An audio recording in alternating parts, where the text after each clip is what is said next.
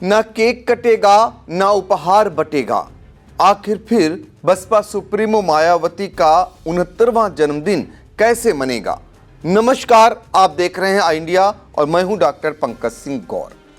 Baspa supremo और उत्तर प्रदेश की 4 बार मुख्यमंत्री रह चुकी आयरन लेडी के रूप में विख्यात मायावती का 69वां जन्मदिन हमेशा की भांति जन कल्याणकारी दिवस के रूप में 15 जनवरी को मनाए जाने को लेकर तैयारियां पूरी कर ली गई हैं।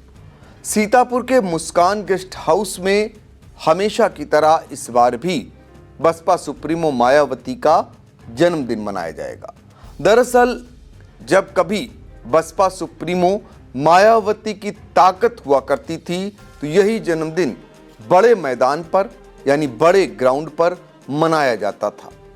लेकिन बसपा की जिस तरीके से धीरे धीरे करके जो ताकत कम हुई, उसके बाद संख्या बल भी कम होता गया। लेकिन फिर भी बसपा सुप्रीमो मायावती के मानने वालों की अच्छी खासी तादाद है। आज भी उन्हें लोग दिल से मानते हैं और यही नहीं, उनके आह्वान पर लाखों लाख की भीड़ उमड़ पड़ती है। 15 जनवरी आते ही बसपा सुप्रीमो मायावती का जन्मदिन मनाने के लिए तमाम ऐसे समर्थक उमड़ पड़ते हैं और इस साल का उन्हें इंतज़ार भी रहता है पूरे साल भर, यानी इस तारीख का इंतज़ार पूरे साल भर रहता है। लेकिन हमने आपको शुरुआत में बताया कि इस बार ना बहन जी के जन्मदिन पर केक कटेगा और ना ही उपहार बटेगा। अमूमन आप देखते होंगे कि हमेशा बहन मायावती के जन्मदिन पर केक काटा जाता था और फिर जो ज़रूरतमंद होते थे उन्हें उपहार स्वरूप कम्बल इत्यादि वितरित किया जाता था। लेकिन ऐसा क्या हुआ कि इस बार न केक कटेगा और न ही उपहार बांटा जाएगा। ऐसा निर्णय बसपा सुप्रीमो की ओर से ही लिया जाना बताया जा रहा है। तो ये क्यों निर्णय लिया गया और इसके पीछे मंशा क्या है?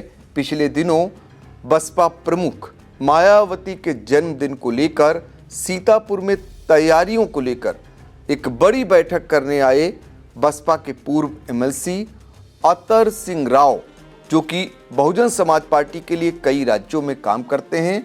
उन्होंने जो बताया उसे ज़रा हम आपको सुनाते हैं। और इस बार थोड़ा दूसरे तरीके से जन्मदिन मनाया जाएगा। पहले जन्मदिन पे हमेशा ये होता आता था आपसे पहले कि गरीबों को कंबल बांटते थे, कपड़े बांटते थे, कुछ नगद पैसे भी देते थे और जैसे माननीय बहन जी का केक भी काटते थे या मिठाई वगैरह वितरण कर सकते थे। इस बार आदरणीय बहन कुमारी मायावती जी ने निर्देश किया है कि हम ये इस तरह का कोई वितरण नहीं करना, क्योंकि पहले कई बार ऐसी शिकायतें आई हैं उसमें कि ब्लैंकेट बांटते वक्त ज़्यादा लोग इकट्ठे हो गए, महिला इकट्ठे हो गए, बच्चे इकट्ठे हो गए, तो कई लोगों की चोट लग गई है। कि जो भी कुछ करना उन लोगों के क्षेत्रीय जो लोग हैं, जो क्षेत्र के सम्मानित पदाधिकारी, ये पूर्व हमारे प्रत्याशी हैं, सांसद प्रत्याशी हैं, विधायक प्रत्याशी हैं या पूर्व कोऑर्डिनेटर या प्रेजेंट, वो घर जाकर उनको जिनको भी अपने कार्यकर्ताओं को चिन्हित कर साड़ी, कंबल, शॉल वगैरह वहीं देंगे और केक नहीं काटा जाए। केक में कई बार ऐसा हो जाता है कई ऊपर नीचे गिर जाते हैं, तो केवल उस दिन ये होगा कि पानी की व्यवस्था और थोड़ा मिष्ठान की व्यवस्था वहाँ पर कार्यक्रम स्थल पे की जाएगी। और जो बहन जी के क्रिया 4 बार की सरकार में जो भी आदरणीय बहन कुमारी मायावती जी ने जन कल्याणकारी जो नीतियाँ बनाकर और नियम बनाकर जो काम किए, उनको हम सब लोग वहाँ पर बताने का जनता में काम करेंगे। तो आपने सुना अतर सिंह राव को, जिनसे हमने बातचीत कर जाना कि आखिर ऐसा क्या हुआ कि इस बार बसपा सुप्रीमो का जन्मदिन जिसमें न केक काटा जाएगा और न ही उपहार बांटा जाएगा। तो उनके मुताबिक दरअसल जब भीड़ उमड़ती है तो केक लेने के लिए और उपहार लेने के लिए भगदड़ जैसी नौबत ना बने, इसलिए ये निर्णय लिया गया है कि केक नहीं काटा जाएगा। हालांकि मिष्ठान उस दौरान वितरित होगा और जो उपहार है वो ज़रूरतमंदों के घर पहुंचा दिया जाएगा। ये निर्णय बसपा प्रमुख मायावती की ओर से ही लिया गया है। फिलहाल आपको बताते हैं कि बसपा प्रमुख मायावती का जन्म दिवस यानी जन्मदिन जन कल्याणकारी दिवस के रूप में मनाया जाता है और इस बार के जन्मदिन पर मायावती एक प्रेस कॉन्फ्रेंस हमेशा की भांति लखनऊ में करेंगी और साथ ही इस प्रेस कॉन्फ्रेंस में उनके संघर्षों यानी बीएसपी की ब्लू बुक और साथ ही उनके संघर्ष में जो जीवन है उसको लेकर बीएसपी मूवमेंट का एक सफरनामा भाग 20 हिंदी और इंग्लिश दोनों में उसका लोकार्पण भी किया जाएगा। ये अहम जानकारी निकल करके आ रही है। और आपको बता दें कि सीतापुर के मुस्कान गेस्ट हाउस में जहां बसपा सुप्रीमो मायावती का जन्मदिन मनाया जाएगा, वहां पर फिलहाल तैयारियां कर ली गई हैं। पार्टी के जिला अध्यक्ष विकास राजवंशी की ओर से जानकारी दी गई है कि जिले के कोने कोने से तमाम पार्टी के मानने वाले लोग, बहन जी को मानने वाले लोग आएंगे और मुस्कान गेस्ट हाउस में इस बार कार्यक्रम रखा गया है। मौसम बेहद खराब है, फिर भी बहन जी को चाहने वाले लोग इसमें उमड़ेंगे। और इस बीच आपको एक बात और बता दें कि बसपा प्रमुख मायावती का पूर्व में जन्मदिन आप सभी ने देखा होगा। यहाँ तक कि समाजवादी पार्टी ने भी बसपा प्रमुख मायावती का जन्मदिन मनाया, केक काटा और बसपाई और सपाइयों ने एक दूसरे को खिलाया भी। ये जो दृश्य है वो एक बार ही आया, यानी ऐसा अवसर एक बार ही आ सका और वो भी लोगों को अचंभित इसलिए लग रहा था क्योंकि बसपा और सपा की जब दोस्ती हुई दुश्मनी के बाद और बुआ और बबुआ, बुआ यानी कि मायावती जी और बबुआ यानी कि अखिलेश यादव एक हुए, तो उसके बाद एक अवसर ऐसा भी आया जब बसपा सुप्रीमो मायावती का जन्मदिन सपाइयों ने मनाया, केक काटा और बसपाइयों और सपाइयों ने एक दूसरे को खिलाया। अब फिलहाल ऐसी नौबत कब आएगी या आएगी भी नहीं, राजनीति में कुछ भी संभव नहीं या कुछ भी असंभव नहीं, ये भी कह सकते हैं। कोई ऐसी चीज़ नहीं जो असंभव हो। तो आपको जिस स्थान पर बसपा प्रमुख मायावती का जन्मदिन मनाया जाना है, आई इंडिया के संवाददाता हमारे सहयोगी निशांत गुप्ता ने पहुंचकर वहां का जायजा लिया है। कैसे होर्डिंग से इलाके को पाटा जा रहा है, कैसे शहर में झंडे लगाए जा रहे हैं, तो जरा देखिए निशांत गुप्ता की ये रिपोर्ट। उत्तर प्रदेश की पूर्व मुख्यमंत्री व बसपा की राष्ट्रीय अध्यक्ष बहन कुमारी मायावती के जन्मदिन की तैयारियां जोर शोर पे होने लगी। आपको बताएं कि बसपा की राष्ट्रीय अध्यक्ष बहन कुमारी मायावती का 69वां जन्मदिन 15 जनवरी को मनाया जाएगा, जिसके चलते सीतापुर शहर के मुस्कान गेस्ट हाउस में भी तैयारियां कर ली जा रही हैं। वहीं 69वें जन्मदिन पर अब उनके केक ना काट करके उनके कार्यकर्ता लड्डू बांट करके उनका जन्मदिन हर्षोल्लास के साथ मनाएंगे। वहीं आपको बताएं कि बसपा के 2 कोऑर्डिनेटर इसके मुख्य अतिथि रहेंगे। वहीं रवि गौतम और विनय कश्यप के द्वारा यहां पर आकर के एक सभा की जाएगी और उस दौरान केक ना काट करके बल्कि लड्डुओं को बांट करके बहन कुमारी मायावती जी का जन्मदिन मनाने का काम किया जाएगा। आपने देखा निशांत गुप्ता जिस स्थान पर खड़े होकर जानकारी दे रहे थे, यही वो स्थान है मुस्कान गेस्ट हाउस, जहां पर Baspa supremo iron lady Mayawati का 69वां जन्मदिन 15 जनवरी को मनाया जाएगा। अब जरा मायावती जी के जन्म के बारे में भी जान लेते हैं कि आखिर उनका जन्म कब हुआ था, क्योंकि बहुत सारे लोग जो नहीं जानते हैं उनके लिए हम आपको बता देते हैं। 15 जनवरी 1956 को मायावती जी का जन्म हुआ। अगर उनकी शैक्षिक योग्यता या जीवन के बारे में अगर हम आपको बताएं तो मायावती ने 1975 में दिल्ली विश्वविद्यालय के कालिंदी कॉलेज से कला में स्नातक किया। वर्ष 1976 में उन्होंने मेरठ विश्वविद्यालय से बीएड और वर्ष 1983 में दिल्ली विश्वविद्यालय से एलएलबी की डिग्री हासिल की। राजनीति में आने से पहले वह दिल्ली के एक स्कूल में पढ़ाती थीं और साथ ही आईएएस परीक्षा की तैयारी भी करती थी।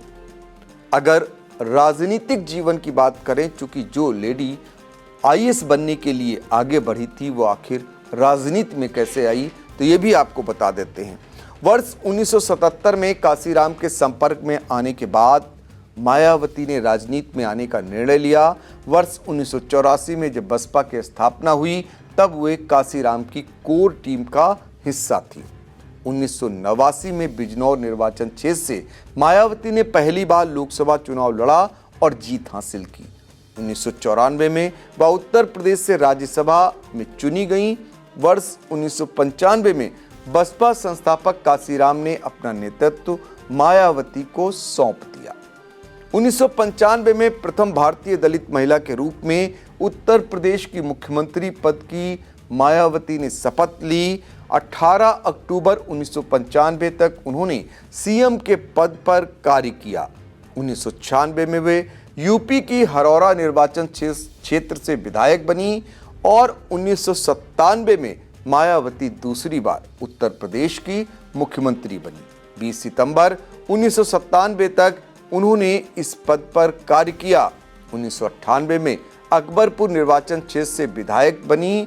1999 में फिर से अकबरपुर से जनता ने उन्हें विधायक चुन लिया।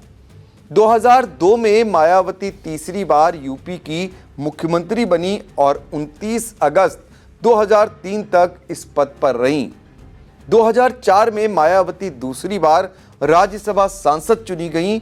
2007 तक राज्यसभा सांसद के रूप में रहीं। 2007 में मायावती चुनाव तो हार गईं, लेकिन चौथी बार देश के सबसे बड़े सूबे उत्तर प्रदेश की मुख्यमंत्री बनी और 15 मार्च 2012 तक इस पद पर कार्य किया। 2012 में उत्तर प्रदेश से हारने के बाद उन्हें 3 अप्रैल 2012 को राज्यसभा के लिए चुना गया।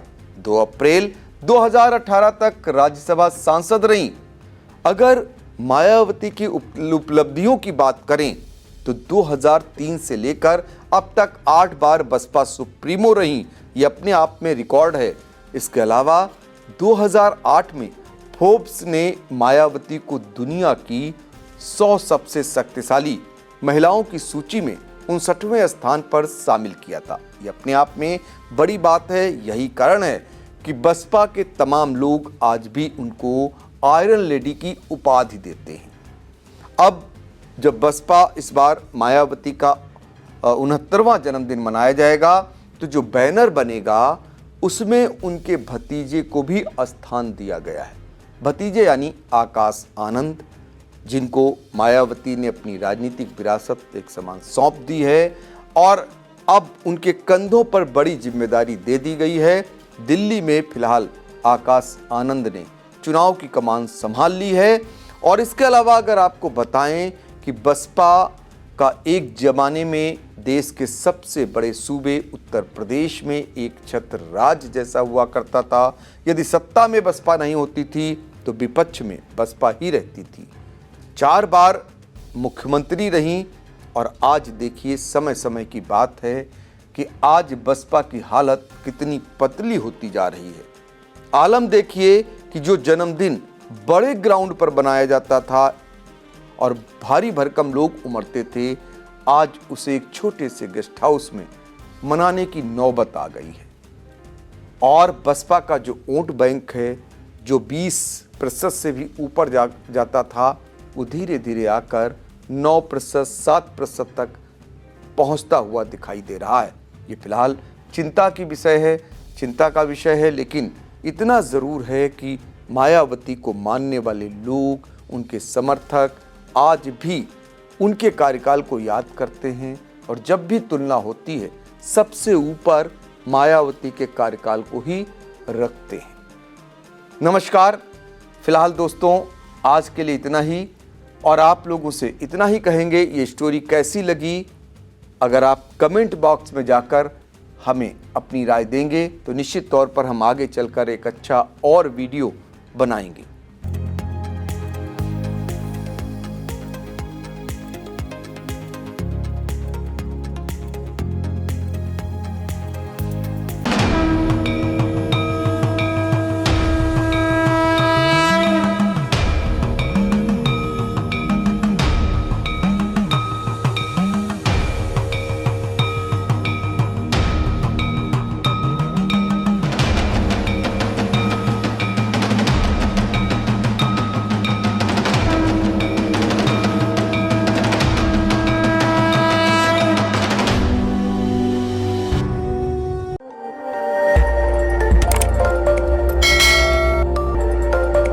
खबर आपकी, नजर हमारी। देखते रहिए आई इंडिया।